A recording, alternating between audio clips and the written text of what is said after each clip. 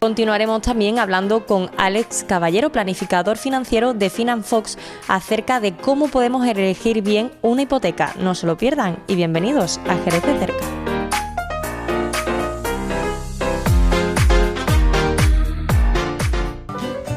Y hoy tenemos en nuestro programa a nuestro planificador financiero, Alex Caballero, que viene a hablarnos de las hipotecas para que todas las entendamos un poquito mejor. Muy buenas, Alex, ¿qué tal? Hola, Blanca. Bueno, Alex, la primera pregunta que quiero hacerte, y además también te lo comentaba fuera de cámara, ¿cuál es la situación actualmente de los bancos respecto a las hipotecas? ¿Las están concediendo? Sí, realmente las hipotecas nunca se han parado de dar, aun cuando estábamos incluso confinados.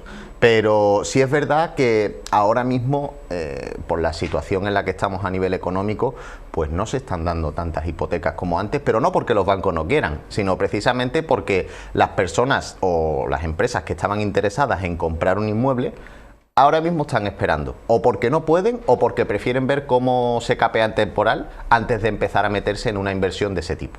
Justamente también te quería preguntar acerca de cuándo es un buen momento para meterse en una hipoteca.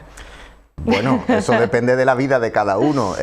Pero ¿qué mínimos debería de tener o qué aconsejas tú antes de meterse en una hipoteca? A ver, hay que tener en cuenta que ya la época en la cual los bancos nos daban el 100%, incluso nos daban un dinero extra para irnos de viaje, comprar eso ya no existe. Ya normalmente estamos optando a un 80% de lo que vale la vivienda, o en algunos casos muy concretos el 90%, pero vamos, ahí tienes tú que ser un cliente VIP. Pero básicamente es el 80%. Eso significa que tú tienes que contar con un 20% de dinero de lo que valga. Pongamos que la casa vale 100.000, un número redondo. Pues el banco te aporta hasta 80, y luego tú tienes que poner mínimo 20. Entonces, mínimo tienes que contar con ese 20%. Pero además, aunque ya gracias a las últimas sentencias los bancos se hacen cargo de la mayoría de los gastos, a lo mejor hay ciertos gastos que tienes que aportar tú. Con lo cual, mínimo tienes que estar guardando unos entre 5 y 10.000 euros extra para tú poder comprar con garantías una casa, pero luego hay que tener en cuenta que no te puedes quedar a cero. Claro. Porque tú imagínate que todo tu colchón lo inviertes en la hipoteca y por mala suerte, el mes siguiente el coche se te estropea. ¿Ahora qué haces?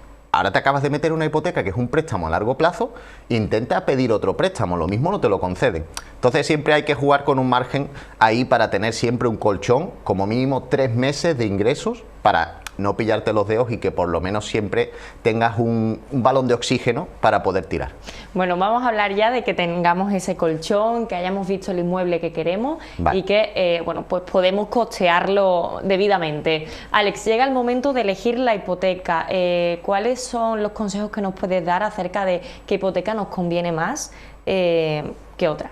Vale, pues a ver, aquí entramos en algo básico desde el principio que, aunque parezca mentira, muchas personas no lo tienen en cuenta. Y un banco es una tienda de productos financieros. Es decir, igual que cuando tú vas a comprar a la frutería, vas a la que más confianza tienes o estás más cerca, sabes que hay otras. Y que a lo mejor puedes encontrar otro tipo de género que sea mejor o peor, pero hay otro. Entonces, aquí hay que tenerlo en cuenta. Y los bancos, por mucho que tú seas un cliente de mucho tiempo, que lleves muchos años trabajando con ellos y conozcas a la persona que te atiende como si fuera un amigo tuyo de toda la vida, es una empresa. Entonces, por mucho tiempo que lleves con ellos, no significa que te van a ofrecer sí o sí la hipoteca y lo vas a hacer con ellos, porque a lo mejor las condiciones que te dan no es nada personal, como decía la película, ¿no? Son las condiciones que hay. Entonces, primero tienes que tener en cuenta que tienes que buscar y tienes que hacer un tour por distintos bancos para ver las ofertas que hay. Ahora con internet es mucho más fácil. Puedes hacer un vistazo, hay comparativas online, etc. Una vez que ya sabes eso, hay que tener en cuenta otra cosa. Si la quieres a tipo variable o a tipo fijo. ¿Por qué? Porque precisamente como estábamos comentando antes, el Euribor, que es la parte variable de las hipotecas variables que se aplica a todas las hipotecas, ese Euribor lleva muchos años en negativo, es decir, que a ti no te lo aplican, con lo cual ahora mismo, tal y como está la tesitura actual de la economía y lo que se plantea en los próximos años, tiene pinta de que el Euribor no va a subir o se va a mantener más cerca del cero que otra cosa. Entonces lo mismo ahora, las hipotecas a tipo fijo no interesan tanto, porque explicando rápidamente, una hipoteca tipo fijo es una letra. Es decir, siempre vas a pagar lo mismo, no va a haber variación de un año para otro. Sin embargo, las variables, el banco te pone una parte fija y luego la variable va al Euribor. Y ese Euribor pues varía día a día, ni siquiera mes a mes, sino día a día va variando.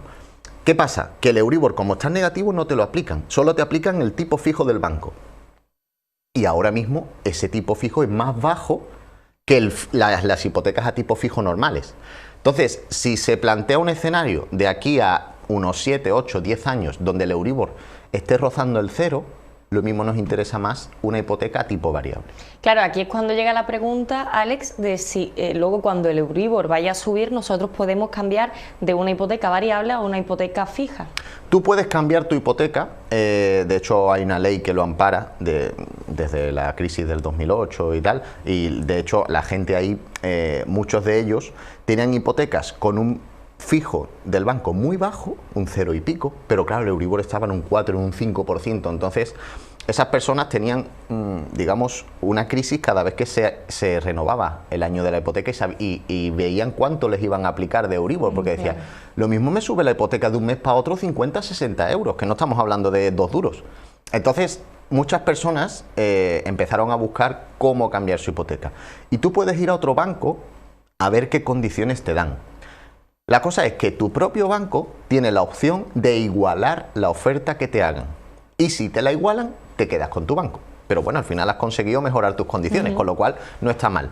Pero tú puedes buscar otras opciones y tener en cuenta que puedes cambiarlo, aunque hay gastos por medio que hay que tener en cuenta también, como cuando haces la hipoteca.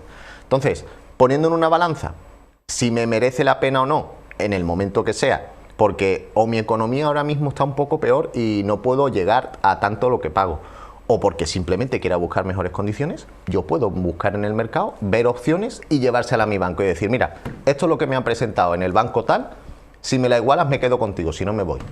Y puedes hacerlo sin problema. Y ahora que estamos decididos ya bueno, a embarcarnos en esa hipoteca variable de momento, Alex, ¿qué nos aconsejas o qué nos puedes decir acerca del TIN y el TAE? Vale, las siglas famosas... que lo vemos en todos lados, pero tampoco sabemos muy bien qué es exactamente. Claro, la TAE significa tasa anual equivalente y la TIN es tipo de interés neto. ¿Esto qué significa? La TIN significa es el interés efectivo que tú vas a pagar por tu préstamo y la TAE incluye la TIN y todos los gastos relativos a la hipoteca. Entonces, si tú quieres hacer un presupuesto mensual para saber cuánto vas a pagar de hipoteca todos los meses, fíjate en la TIN, porque es lo que te va a decir cuánto vas a pagar todos los meses.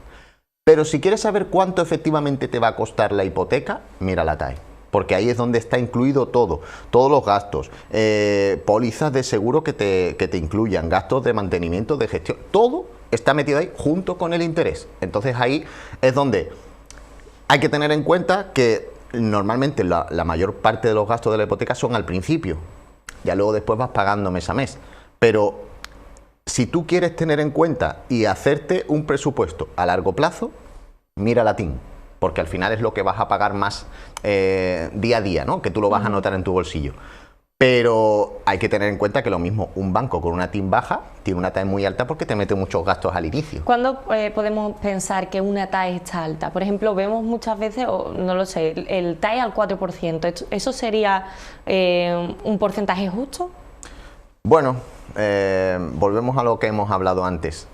Un banco es una tienda de productos financieros, entonces siempre hay que ponerlo en comparativa con el resto.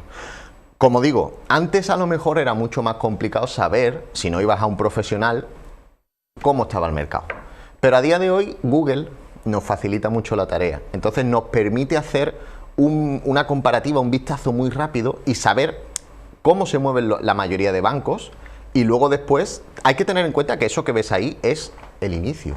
Luego tú, esto, aunque parezca mentira, pero es una negociación. Aunque tú tengas menos poder de negociación que el banco, pero al final es una negociación. Entonces, lo que tú veas en internet luego tienes que corroborarlo y también negociar un poco con el banco para ver hasta dónde puedes llegar. Pero si una TAE es alta o no, te lo va a decir el resto de bancos. Porque si el mercado, imagínate, normalmente ahora mismo nos estamos moviendo en torno al 2 y pico % como mucho, ¿vale? Si tú tienes una TAE de un 4, puedes estar fuera del mercado. Entonces muy pocas personas que sepan más o menos cómo se mueve el tema pueden ir contigo. Pero si tú tienes una TAE de un 1,5 a lo mejor, puede ser muy atractivo para el potencial consumidor. Entonces tienes que verlo en su conjunto, no puedes decir, esto es alto. Bueno, alto comparado ¿con qué? Alex, me gustaría también hablar acerca, creo que ya nos quedamos sin tiempo, pero de forma breve, sí. Si no lo continuamos en el próximo programa, que también hablaremos de la hipoteca. ¿Cómo ves adquirir una hipoteca a través de una financiera que no sea un banco convencional? Bueno, hay que tener en cuenta que tú lo que estás buscando es financiación, con lo cual que te lo dé un banco tradicional o te lo dé una financiera, a efectos prácticos es indiferente, porque tú lo que quieres es el dinero. Entonces, lo que hay que ver son los términos. Sí es verdad que las financieras pueden tener a lo mejor un halo de intentan aprovecharse de ti o te van a dar coba, pero hay que ver los términos. Y los términos, si están dentro del mercado, como hemos dicho, pueden ser tan válidos como un banco tradicional. Pues en el próximo programa, Alex de Finanfox también nos hablará bueno, de si podemos acortar la hipoteca, cómo poder amortizarla. Ya sé que nos quedamos sin tiempo, pero Alex, como siempre, muchísimas gracias por esclarecer un poco de luz en todo este tema. Muchas gracias, Blanca. Muchísimas gracias.